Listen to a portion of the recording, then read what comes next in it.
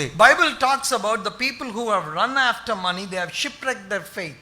ఎవరైతే డబ్బు వెంట పరిగెత్తారో బైబిల్లో మనం చూస్తాము వారి యొక్క జీవితం అంతా కూడా ఓడ బద్దలైపోయినట్లుగా అయిపోయింది. See, those who have followed Jesus Christ, the money has come behind them. ఎవరైతే యేసుక్రీస్తు ప్రభువును వెంబడించారో వారి వెనకల డబ్బులు వారి వెంట వచ్చాయి. See, if you follow Jesus Christ, యేసు ప్రభువును వెంబడిస్తే, see, the thing that you are running after, which is the money, will come with you. ఖచ్చితంగా నువ్వు ఈ ధనము ఏదైతే నువ్వు ఆశిస్తున్నావో అది నీ వెంట వస్తుంది. But if you run after money, అయితే నీవే ధనము వెంట పరిగెత్తితే you will shipwreck your faith. నీ యొక్క విశ్వాసము ఓడ బద్దలైపోయినట్లు అయిపోతుంది. See, Baksin uncle was a very, very, very highly educated man. Boxing uncle ఆయన చాలా బాగా చదువుకున్నటువంటి వ్యక్తి. He was educated in foreign university. ఆయన విదేశాలలో చదువుకున్నటువంటి వ్యక్తి. He took nothing with him.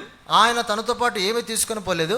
He had very minimal things on this earth. ఈ భూలోకములో చాలా కొద్ది సంగతులే కలిగి ఉన్నాడు. When he was buried, ఆయన పాతి పెట్టబడినప్పుడు we jumped over Narayanguda walls, or the cemetery walls. మనము ఆ నారాయణగూడ గోడలు దాటి ఎగిరి దూకి వెళ్ళాల్సి వచ్చింది. There were some lakhs of people there. ఎందుకంటే లక్షల మంది అక్కడ చేరుకున్నారు. People were wondering like, who is this person? అసలు ఈ వ్యక్తి ఎవరు, ఇంతమంది ఎక్కడి నుంచి వచ్చారు అనుకున్నాం. I was told Praveen Pagadala went to North India thinking, because when God can use a Punjabi and he comes to South India and use him here, I want to become a servant of God and go to North India.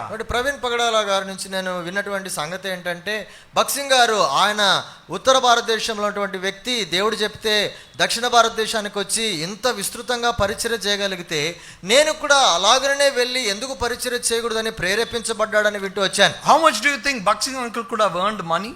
ఒకవేళ మనం ఆలోచి బక్సింగ్ uncle ఎంత డబ్బులు సంపాదించి ఉండవచ్చు. He didn't take anything with him. అయితే తనతో పాటు ఏమి కూడా తీసుకుపోలేదు. See how much of ministry established on this earth. అయితే ఈ భూలోకములో ఆయన ఎంత పరిచర్యను స్థాపించాడు చూడండి. You follow God, నువ్వు దేవుని వెంబడిస్తున్నావు, money will come with you. అప్పుడు నీతో పాటుగా ధనం నిన్ను వెంబడిస్తుంది. Matthew 6:33 says that. మత్తయి సువార్త 6:33 అదే సంగతి చెప్తుంది. Seek ye first the kingdom of God and his righteousness, and all these things shall be added unto you. మొదట రాజ్యము నీతిని వెదకుడి, అప్పుడు అవన్నీ మీకు అనుగ్రహించబడును.